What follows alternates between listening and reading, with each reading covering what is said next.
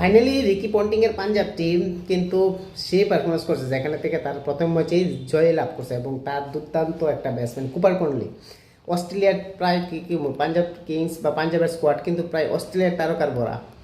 Cooper কর্নলি কিন্তু কালকে খুব দুর্দান্ত খেলছে আর যার কারণে কিন্তু পাঞ্জাব এই লো স্কোরিং ম্যাচটা কিন্তু জিততে পারছে।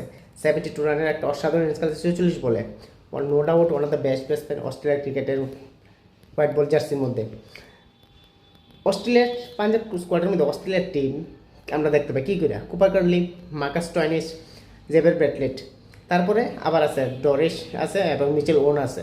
অর্থাৎ ফরেন প্লেয়ার তালিকার মধ্যে দেখি অস্ট্রেলিয়ার প্লেয়ারই আছে, এখানে লগে যদিও সাউথ আফ্রিকা এবং নিউজিল্যান্ড প্লেয়ার আছে, বাট প্লেইং ইলেভেনের মধ্যে কিন্তু আমরা তিনজন অস্ট্রেলিয়ানরা দেখতে পেয়েছি, যে কারণে রিকি পন্টিং কিন্তু তার সঙ্গে কমিউনিকেট করতে ভালোবাসে এবং তার দিয়ে কাজটা করতে হবে এবং তারা বিশ্বাস করে। ইন্ডিয়ান টিমের হয়তো প্লেয়ার এতটা বিশ্বাস বা কনফিডেন্স তার উপরে না, যেই কারণে অস্ট্রেলিয়ান তিনজনের পিক আপ করছে, একমাত্র সাউথ আফ্রিকার একজনকে শুধু পিক আপ করছে মার্কো জ্যানসনরে। তো যাই হোক, এটা পন্টিংয়ের পার্সোনাল ব্যাপার, বাট পাঞ্জাব কালকে অসাধারণ খেলছে। গুজরাট ম্যাচের মধ্যে কামব্যাক করছে মাত্র 13 থেকে 15তম ওভারের মধ্যে, যেখানে প্রসিদ্ধ কৃষ্ণার দুর্দান্ত 2 ওভার একটা স্পেল যেটা দেখলাম, 3 ওভার করছে 6 রান দিয়ে এসে 3 উইকেট নিচ্ছে।